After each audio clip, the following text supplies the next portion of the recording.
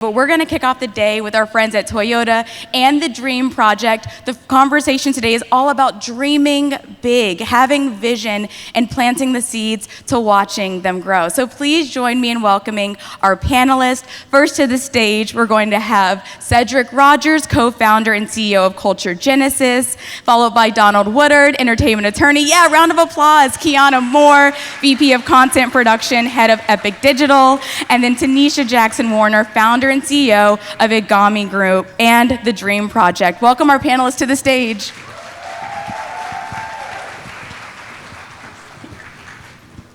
Good morning. So you all are all morning people. I see we're morning people. We're gonna dive right in. I think, Cedric, let's start with vision, which is absolutely necessary when you're building a brand and you're building a business. What are the signs that your brand vision is worth taking further? And how do you lean into that period of the unknown when you might have some self-doubt?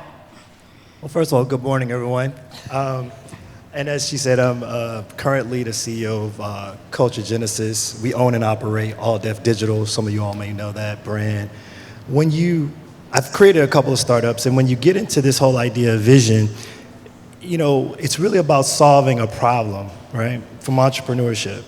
And it's actually building something that people really want.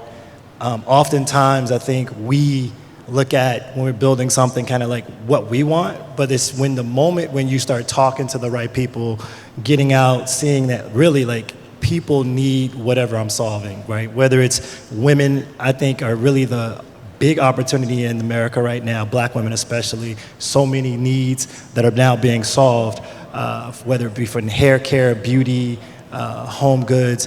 Whenever you're actually thinking about something specifically that's actually being resolved, then it actually gives a great chance for success. And what was the second part to that? I forgot. It was talking about when you have that vision. I think a lot of us are like, okay, I have a great idea, but now it's time to jump. And then a lot of self-doubt comes when it's time to jump, right? So how do you deal with like the self-doubt of it all? I'll just briefly say that I was very fortunate. I worked at Apple for 10 years. I lived here in Atlanta. I was working for Apple. Went and got my MBA at Emory University up the street. And it was one of those things where I had this burning desire to become an entrepreneur. I had a vision that I really wanted to go after. And I wound up getting connected to some of you may know Paul Judge, a serial entrepreneur here, an investor. And I remember he and I were sitting down. And he said, eventually you start finding yourself in what he called the dreamer's dilemma, whether you're thinking about the safety of working for someone else or the risk of following your passion. And when that actual dreamer's dilemma becomes so real to you and so burning and pressing, then that's when you jump. Now, we all have imposter syndrome. I still have it, even though our company is doing really, really well right now. It just raises at the next level. Next, it's like, oh, we're making all this money. Can I keep it going? You know, at first it was, hell, can we even make this thing successful? So I want to always say that, you know, that's when my faith personally has always come into play. Be able to pray, have that, you know, faith that, you know, God wouldn't put me in anything that I couldn't handle. And so I think that's when you have to really have that self-reflection. And I do a lot of meditation these days too. So that's how I usually get through it. Yes, hallelujah for meditation. Tanisha, what was your inspiration behind creating the Dream Project? And what's the first thing entrepreneurs can do when they are looking to create a purpose-driven brand? All right, so first up, inspiration for creating the Dream Project. So how many dreamers do we have in the room? By show of hands. All right, yes. A bunch of dreamers here. So here's a secret. Dreamers do not let dreamers dream alone. And that's something that I've learned in my journey. Over 2 decades ago, Imani, I moved to New York not knowing a soul, 2 bags, the Bible, and the prayer of Jabez. And I stretched the jump that you all are talking about. And gratefully, that led to Igami Group, which is a leading multicultural agency right now in the nation. And many dreamers came to me along the way and said, I want advice, I want tools. So the inspiration was creating a hub to give dreamers resources and tools. And as you all follow your dreams, you'll see that you're inspiring more people as well. Another thing, we've been very fortunate with the Dream Project to have many corporate partners, one being Toyota. We've now traveled the world and touched over 270,000 dreamers. So that's the question around the inspiration with the Dream Project. The second one around how do you lead a purpose-driven business is you must understand what your purpose is. And you must keep that purpose at the forefront and use it as your filter by way of everything that you do. So these are 3 questions that you all can use to explore what's your brand's purpose. Ask yourself, why does your brand exist? What becomes possible in the life of others because your brand exists? And what becomes possible in the world because your brand exists? If you ask yourself that about once a year, it's gonna lead you to a big why. Once you have that big why, everything that you do needs to be filtered through that lens. Our big why is making the world a better place for people of color, one marketing campaign at a time. So when work comes to us, I'll ask our team, is this making the world a better place for people of color? And if it's not, we'll say this isn't for us. So lead with that purpose is the secret to having a purpose-driven business and brand. Yes, I love that. Just giving yourself a North Star. It's beautiful. Donald, you're one of the most sought-after entertainment lawyers. I've got to ask you, what is one piece of advice you'd give to creatives as they start to think about building their own personal brand or building a business? Good morning. I'm happy to be here. My name is Donald Woodard. I'm the founding partner of Carter Woodard. The one piece of advice that I give creatives, I mean, the one thing I see A little closer, I think. The one thing that I see often is creatives that come to me that have entered into a contract without the advice of counsel. It is much more expensive and daunting to fix an issue on the back end. So you want to enter into contracts, protect your rights on the front end. I know as creatives, the business side comes second, but it's really, really important to get your business straight up front. Again, it's important for creatives to handle the business up front. I know lawyers can be expensive, but there are organizations that you can use, Lawyer for the Arts, where we will give our time pro bono, which means for free, for those creatives that come to us and seek advice and counsel. Oh, we love the word pro bono as creatives, don't we? I thought about whether or not I was going to use that word today. Right. All right. Well, you guys heard pro bono, so make sure you find him after the panel. Kiana, as head of Vox Creative Production and Epic Digital at Vox Media's award-winning brand studio, you know how important vital storytelling is to building a brand. What advice would you give to creatives who are looking to develop a strong brand story for themselves or their business? Good morning, everyone.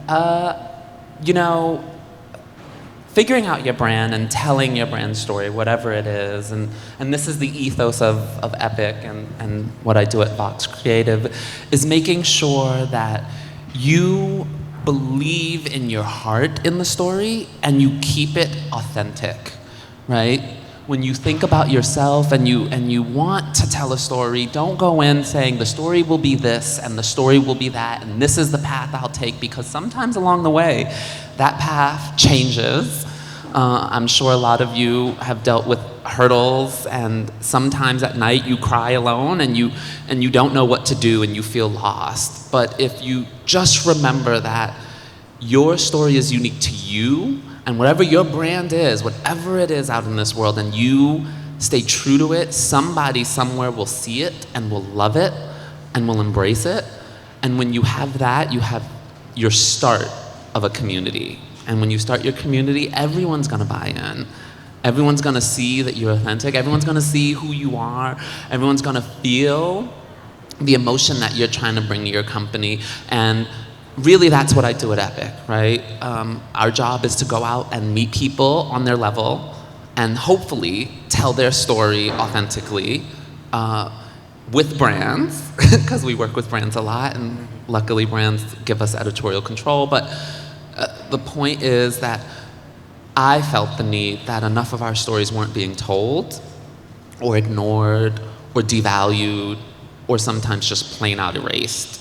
And there weren't enough of me in that room. And so I just wanted to be authentic myself. So when you're that creator and you're thinking about your brand and your business and going out into the world, just remember that there's only one of you. There's only one of you, and you are perfect and special in your own way, and you'll get a lot of no's, but all you need is one yes. Oh, I love that. Tanisha, today we're going to talk a lot about entrepreneurship, but I think it's also important to talk about entrepreneurship. A lot of us are working at corporate roles, and we might want to advocate for ourselves. So what advice would you give to someone who's in a corporate role and wants to be their biggest advocate? Absolutely. So I believe that all dreamers, there's different paths. Everyone is not meant to be an entrepreneur, right? Some people, I have a best friend, and she says, I need to know I'm getting paid on the 1st and 15th. And so I say that to say it's different paths. First and foremost, if you are on a path where you're working within a corporation, my advice is try to find a role within that corporation that allows you to express your calling. Try to find a profession that allows you to express your passion or purpose. Once you are within those walls, I would say that's a dreamer that I call a careerpreneur. And careerpreneurs can be very powerful. Once you align career and calling and purpose and profession, what's fueling you within that corporation is a greater purpose. And you just go from there and lead with purpose. So you're a careerpreneur. Amazing. Are you guys taking notes? Can I get an amen? Imani, quick question I want to add to that. Sure. So I actually want to speak about being an entrepreneur because I worked at Apple for 10 years, and it was very difficult for me to leave that company because I was there when, Steve Jobs was still alive. We had came out the iPhone, iPod, and I just kept having this pull, and they kept giving me equity in the company, those RSUs. But what I challenged myself to do is exactly what you said, was to start to really make myself known to leadership. I used to do a lot of different things to send them emails above my pay grade, really. But it was just letting them know that I had vision of what they had vision on is for the ultimate view of the company. And what that actually wound up happening is that Steve Jobs himself replied to me and started giving me special projects. And so those special projects wound up getting more aligned with my passion and allowed me to kind of spread my wings, and other people in the company well, how are you doing that? It was literally because I asked. And so I would actually challenge all of you all, if you're working at a LinkedIn, a Facebook, wherever, Meta, whoever you may be working for, don't be afraid to look at the vision of the company. If you have a good idea, don't be afraid to use the email and send it to an executive. I know it sounds crazy sometimes, but when you do that, it actually lets you tap into some of those passion points. So I want to encourage you all to do that. Yes, and that vision led to Culture Genesis, which is now the largest Black-owned digital media publisher with a community of over 20 million people. That's incredible. I think when you were first starting, how do you know when it's time to grow a team? I think a lot of us, right, we're the secretary, we're the CEO, we're the marketing, we're the publicist. How do you know it's time for me to bring more people into my vision? So my background is electrical engineering, and I've had a chance to work with some people who've mentored me. I want to be candid. Like I mentioned, Paul Judge, who's here in Atlanta, a super smart person. And when you're building a tech startup, or in our case, a media tech startup, you're trying to weigh the balance between growth and actually then raising capital. Candidly, what you really do is you have to go out there, jump out there with your vision, put in a lot of that sweat equity on your own. But then what happens, you start to feel like this tension between, I really can't grow this company if I don't bring in more capital, in my case. And so there's this pull, and you have to, as a leader, really be talking to your team, right? You don't want to overwork people, that's the main thing. But I think what you really start to see is that you just know that there's opportunities you're missing. And you don't want to miss these opportunities. So then that's when you have to say to myself, okay, let me put together my business plan, my pitch deck. Let me see if some other investors are willing to come in on board. I'll share candidly that, T.I., Jason Jeter, some other folks that we talked about here in Atlanta are all investors in us. And it was one of those things when I went to them early on, I was just kind of telling them what we were doing. And it was interesting to them. But then they say, hey, get back to me. So it was like 6 months later, I went back to them and I showed them what we had done. They said, oh, wait a minute, I want to invest in that, right? But it was because of the traction. It was because of the hard work we put in. And I think when you're talking to investors, that's really what you want to focus on, updating them, right? Because then if it's a really good business, they're going to come asking to give you money and you won't have to be, scratching and clawing so much. So that's some of the things that I've experienced. And, right now for us, we are seeing significant growth and we're focusing now on helping other creators scale their businesses. I love that. And I love that you talk about kind of the pull. It's almost inevitable. It's like if I don't do something, I'm going to just be stuck. So that's a really great takeaway. As we're talking about teams, I think, Donald, I want to come back to you. A lot of artists and creatives are probably thinking, okay, you're saying I need to build a team. You're saying I need to find a lawyer. Can you just break it down, layman's terms? What is the difference between a lawyer, an agent, and a manager? Wow. Well, it's interesting. In the entertainment business, we wear so many different hats. I started my legal career at large law firms, and I was a corporate lawyer, and so you were just a lawyer. I came in every day, I clocked in, I did the legal work, I left. Entertainment law, I wear multiple hats depending on the client. If the client doesn't have a manager, then I'm kind of bleeding into management role. But to answer the question, agents, I'll keep it simple. Agents in theory are supposed to get you the work. Managers curate your creative career and direction and manage your day-to-day. Lawyers protect you. And so my job is to ensure that your contracts are entered into properly, that you are protected, that the commercial terms of your contracts are appropriate for you at your stature, and they protect you in the event the relationship breaks down. Oftentimes, you enter into a relationship, it's like a marriage, and sometimes those marriages don't work. And you come to us and, we have to have a contract that protects you in those instances. It tells you what happens when those relationships break down. Awesome. Okay, so we got it. It's okay to have a lawyer to be your manager, but you don't want your manager to be a lawyer. You do not want your manager to be a lawyer. But I will say this, experienced managers negotiate deals. They know the business and they can understand the terms. And then they'll shift that deal to the lawyer to make sure that the contract is reflective of the deal. And then there are nuances because lawyers know how to place a comma that will change the entire meaning of a paragraph. And so that's the reason why it's very important that you have lawyers on your team. All right, we should underline that, you all. Lawyers are here to protect you. They're right. here to protect you. Kiana, I think we're talking a lot about teams, we're talking a lot about scale, and I think a lot of it boils down to leadership. So what characteristics do you think make a really great leader? I'll tell you the characteristics that make me a really good leader. Yes, please. Because I've had a lot of fight with a lot of leaders who aren't good leaders.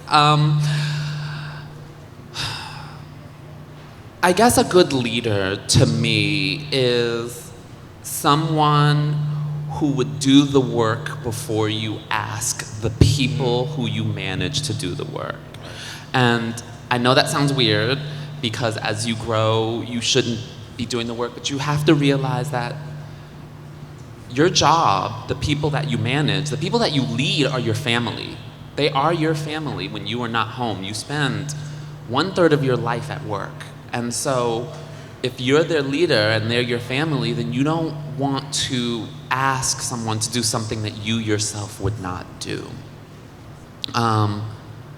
And I think a really good leader, in my opinion, is someone who will stand up for their family. I can tell you many stories, but one that I always tell, especially when I hire someone new, is at one point I was speaking to a client and I was on the call with one of my employees. They're called story hunters, and we were on a client. They were paying us quite a bit of money, and the woman was speaking in a way that I felt was unacceptable. I just felt unacceptable for someone on my team, and so I interrupted her and I said, the way you're speaking right now, it's unacceptable. And she's like, well, I'm the client and I'm paying you. And I was like, okay, I will send you back your money. And so I sent her back her money and canceled that contract, and it was over. And it let my employees know that money was not our deciding factor, right? It's respect. It is respect, and we should give the people that we manage the same respect that we ourselves want. Now, yes, this world is about money because you got to pay the bills, but you should fight for the people who work for you, and hopefully I do that. Hopefully, I think we all do that to be a successful leader and to have people in your company, and I hope you all learn to do that as well. It takes time, you know. I'm a difficult leader. I demand a lot, but I love everyone who works for me. Absolutely, I love it. So I think we'll close out today talking about the balance of it all. Leadership takes a lot of work, a lot of dedication, a lot of sacrifice, but I think balancing that with wellness is very, very important. So quick fire, down the line, I want to ask you all in a sentence, what do you do to rest and recharge?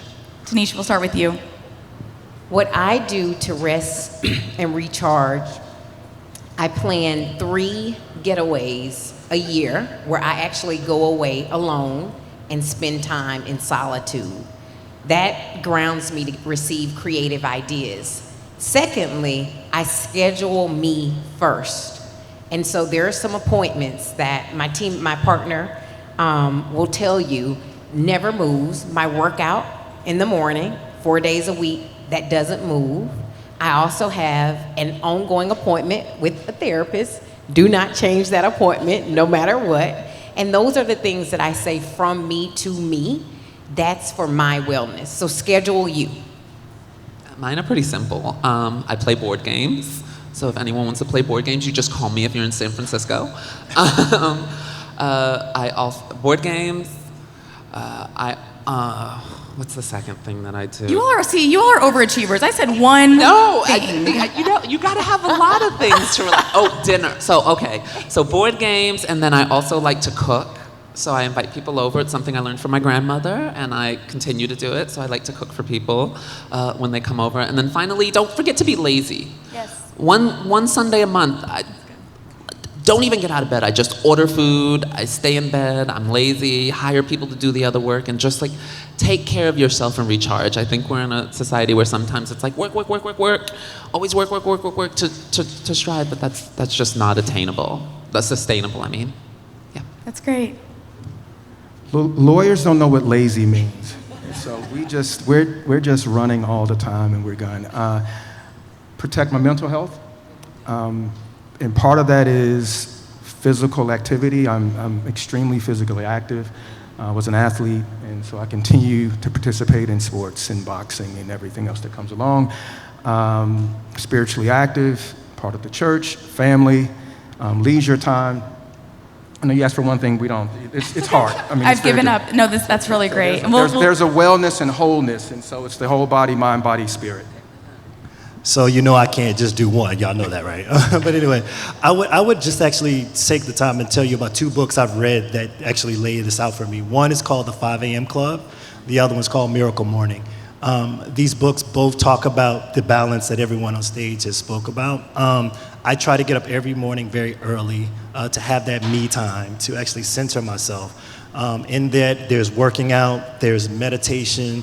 I do a lot of walking, going out in nature and just actually really physically grounding myself at a park and just laying in the grass. I live in LA, so I can do a little bit of that. But at any rate, I do feel like these things are not just one, actually. It's actually a cocktail of these things that really give you that mental release, because as a leader, it's just so much always on your mind, and you have to find ways to release. And so that's some of the ways I do it. So I gave you books to read to give you all of mine. You guys have dropped so many gems today. Thank you so much for being here. Please join me in giving them a round of applause.